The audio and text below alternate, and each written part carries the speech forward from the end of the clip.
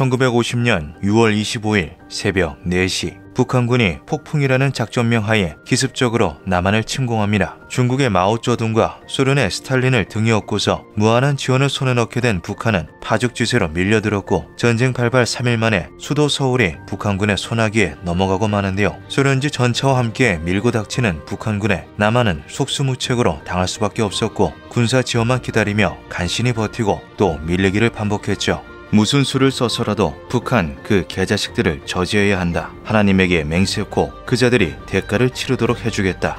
바로 다음 날인 6월 26일 해리 트루먼 대통령이 미국의 병력 파견을 발표하였고 그것을 시작으로 연합군의 참전이 본격화되기 시작합니다. 이에 세계의 여러 나라들이 동아시아의 작고 힘없는 나라로 향했는데요. 총 60개국의 지원국 중 군사를 파견한 전투 지원국은 16개국이었죠. 이들은 다양한 이해관계 속에서 민주주의를 지켜내기 위해 모인 젊은 청년들이었습니다. 그런데 그 중에는 어떠한 대외적인 이유도 국가적인 접점도 없이 오로지 수호라는 명목 하나만으로 참전한 국가가 있었는데요.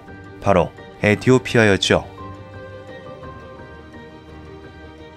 6.25 전쟁이 일어나기 15년 전인 1935년 에티오피아는 이탈리아에게 침공을 당합니다. 에티오피아의 황제였던 하일레 셀라시에는 침략당한 나라를 되찾기 위해 국제사회에 간곡히 도움을 요청했는데요. 하지만 아프리카의 작고 힘없는 나라를 도와주기 위해서 손을 내밀어주는 곳은 아무데도 없었죠. 계속된 저항과 전쟁 끝에 1941년 해방한 에티오피아는 식민지로 지내며 겪었던 수모와 아픔을 정치권을 포함한 국민 모두가 뼛속 깊이 새기게 됩니다. 그로부터 9년 뒤에 동아시아의 한 작고 힘없는 국가가 공산주의 세력에 의해 나라를 빼앗길 위기에 처했다는 소식이 전해지게 되는데요. 하일레 셀라시의 황제는 한치의 망설임 없이 결단을 내렸죠. 우리 에티오피아가 추구하는 세계 평화를 수호하기 위해 그대들은 오늘 장도에 오르는 것이다. 우리 민족이 과거 이탈리아인들에게 어떤 취급을 받았는지 짐도 너희들도 너무나 잘 알고 있다. 그걸 알면서도 모른 척한다면 침략자들보다 못한 더러운 위선자일 뿐이다.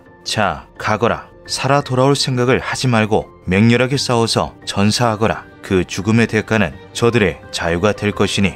하일레 셀라시에는 황제 직속의 일군이 사단에서 지원자들을 모아 최종위로 꾸려진 일개 대대를 편성합니다. 그리고 그들에게 카그뉴 대대라는 명칭을 하사했는데요. 카그뉴는 에티오피아어로 혼돈 속에서 질서를 확립한다, 적을 초전에 격파한다 두 가지 의미로 통하였죠. 그렇게 카그뉴 대대, 즉 강류 부대는 21일간의 항해 끝에 지구 반대편에 위치한 외딴 나라에 도착하게 됩니다. 강류 부대는 곧바로 연합군에 합류하였지만 연합군의 주축을 맡고 있던 미군은 환영보다는 고민에 휩싸였는데요. 강류 부대의 무기와 보급품은 너무도 낡고 오래된 구식 제품들이었기 때문이죠. 이에 미군은 강류 부대를 후방에 배치하여 보급 자원 임무를 맡기려 하였습니다. 하지만 강류 부대원들의 의지는 확고하였는데요. 우리는 싸우기 위해서 왔습니다. 최전선에 배치받기를 원합니다. 이후 장비를 미제로 교체한 강류 부대는 새로운 장비의 숙달 훈련을 거친 뒤 곧바로 중동부 전선에 배치되었죠. 그리고 이들의 진명목이 빛을 발하기 시작합니다. 그들이 배치된 지역에서는 높은 산 위주로 전개하는 고지전이 주를 이루었는데요. 에티오피아는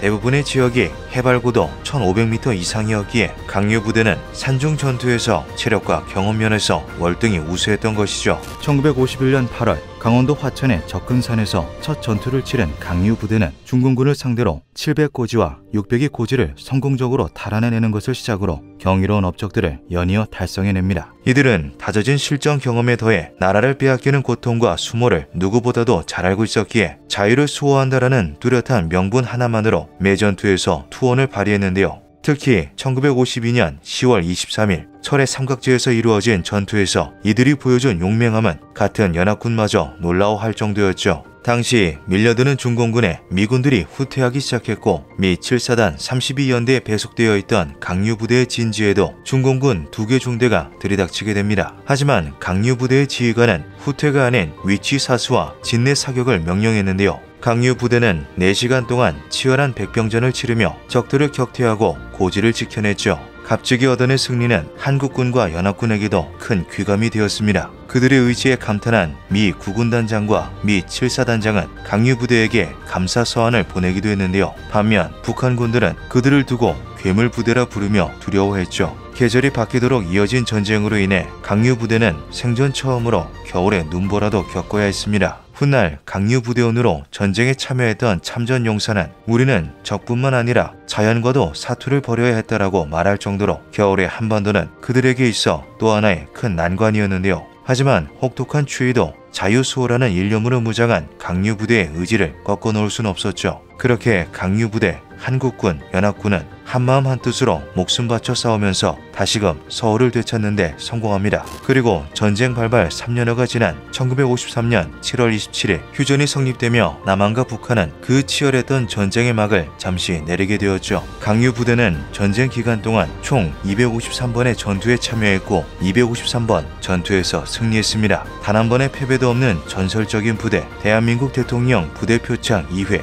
미국 대통령 부대 표창 1회, 대한민국 태극 무공훈장 2회 등 무공훈장 58회, 미국 은성훈장 1회 등 각종 훈장들 20회, 강유부대가 세운 혁혁한 공은 수십 번의 훈장과 표창으로도 그 업적을 기리기가 부족할 정도였습니다. 이들은 전쟁 기간 동안 오진에 걸쳐 총 6,037명이 파견되었는데요. 이 중에는 힘든 전투를 겪어내고 조국으로 돌아왔다가 전세가 어려워지고 있다는 소식을 듣고 다시 참전한 이들도 있었죠. 한국 전쟁 중 부상을 입어 고국으로 돌아와 진통제로 하루하루를 버텨내고 있었습니다. 그리고 다시 파병 소식이 들려왔죠. 전쟁의 참혹한 기억이 물론 지워지지는 않았지만 고통받는 한국인들을 외면할 수 없었고 저는 기꺼이 다시 배에 몸을 실었습니다. 121명의 전사자, 536명의 부상자, 그리고 0명의 포로. 전쟁 중에 포로가 발생하는 경우는 크게 두 가지입니다. 부상으로 인해 낙오되었다가 적에게 붙잡히는 경우 혹은 적의 기습 등으로 납치되는 경우인데요. 강유부대는 전우가 어떠한 부상을 입었든 절대 포기하지 않았으며 아군이 생포되면 끝까지 추격하여 구출해냈죠. 아군 전사자를 적진에 남겨두는 것은 군인으로서 불명예스러운 일이다.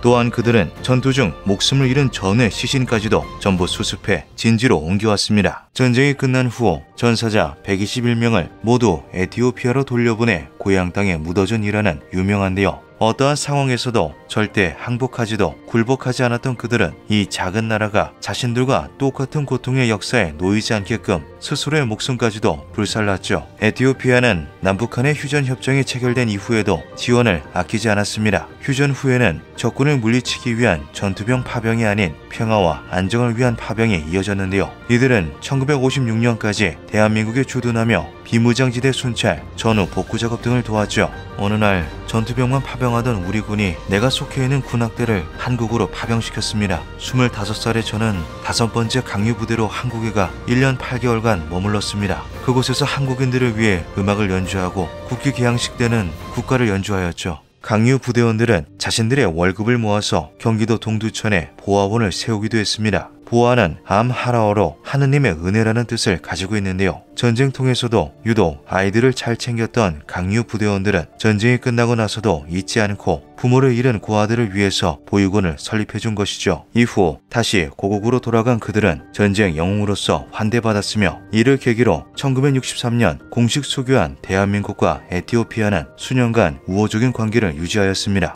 1968년에는 하일레 셀라시의 황제가 직접 방한을 하기도 했는데요. 당시 아주 성대한 환영식이 이루어졌으며 황제의 방안에 맞춰 완공된 에티오피아 참전 기념탑은 강원도 춘천시 근하동에 지금도 우뚝 서 있죠. 하지만 고향에 돌아온 강유 부대원들의 삶은 녹록지 않았습니다. 영웅으로 환대받았던 것도 잠시 하일레 셀라시의 황제가 경제 개발에 실패하면서 그에 반하는 쿠데타가 일어난 것인데요. 결국 1974년 황제는 육군 소령 맹기스투에 의해 폐위되었고 그 위에 자리잡게 된 군부 정권은 공산주의를 표방한 독재로 점철되고 말았죠. 나라의 이념이 순식간에 뒤바뀌게 되며 한국전쟁 참전용사들 또한 박해받기 시작합니다. 참전용사들에게 보상으로 지급되었던 토지, 그들이 정부와 유엔으로부터 받은 포상금은 모조리 몰수되었고 이들은 제국주의의 노예라는 오명을 뒤집어 쓴 채 나라로부터 버려졌는데요. 참전용사들이 모여 살던 코리아 사파르는 에티오피아 최악의 빈민촌으로 전락하고 말았죠. 세월이 흘러 1991년 맹기스투가 몰락하고 다시 민주정권이 들어섰지만 한국전쟁 참전용사들의 삶은 크게 달라지지 않았습니다. 17년간 이어진 독재 정권은 그들의 삶을 빠져나올 수 없는 깊은 수렁으로 밀어넣었는데요. 나라의 공산주의 이념이 들어서면서부터 대한민국을 포함한 민주주의 국가들과 자연스레 관계가 멀어졌고 이에 타국의 지원 또한 기대하기 힘들었던 것이죠. 강류 부대원들은 침략국에 맞선 영웅이라는 칭호가 무색할 정도로 하루하루를 연명하듯 간신히 버텨내고 있었습니다. 하지만 그들은 그때까지도 누군가 물어보면 자신있게 말했다고 하는데요. 내가 그때 한국으로 가서 싸웠던 사실을 단 한 번도 후회한 적 없다. 만약 북한이 또다시 전쟁을 일으킨다면 나 또한 다시 참전할 것이다 라고 말이죠. 혼란하던 에티오피아의 국가 정세가 안정되자 다시금 도움과 감사의 손길이 이어지기 시작했습니다. 이 중에는 강류 부대의 노고를 잊지 않은 한국인들의 행보도 이어졌는데요. 한국인들의 행동에 전 세계에 이목이 집중되었던 것은 무려 16개국 해외를 통해 퍼져나갔던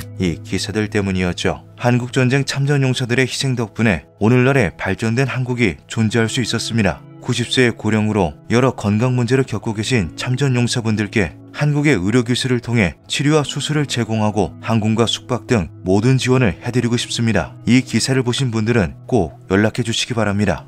해당 기사가 보도된 배경에는 한국인들의 밤낮 없는 노력이 있었습니다. 이들은 연락이 끊긴 참전용사들에게도 지원 소식을 전하기 위해 각국의 매체에 간절히 요청하였고 이에 외신도 감동을 받아 대대적인 보도가 되기 시작한 건데요. 얼마 후 그 한국인들의 정체가 밝혀지게 되죠. 이들은 인프레시라는 작은 국내 기업 소속으로 정말 수많은 기적을 만들어 왔습니다. 그 시작은 머나먼 아프리카 대륙의 에티오피아였는데요. 이들은 그곳에서 시력을 잃어가는 참전용사들을 직접 마주하고 돈이 없어 치료도 받지 못하고 있다는 사실에 충격을 받게 되었죠. 다시 돌아오겠다는 약속을 남긴 인프레시 측은 단 3주 만에 돌아와 참전용사와 그들의 가족 수십 명에게 안검진 및 대규모 수술을 지원해줍니다. 당시 에티오피아 언론은 미라클 코리안이라며 신문 한 면을 도배하면서까지 한국에 대한 극찬을 하였으며 참된 선행에 세계적으로도 찬사가 이어졌는데요. 인프레시는 현재에도 국내를 비롯하여 참전국인 태국, 필리핀까지도 후원의 범위를 넓혀 물품, 의료, 후원금 등 아낌없는 지원을 이어가고 있죠. 이에 많은 이들이 물었습니다.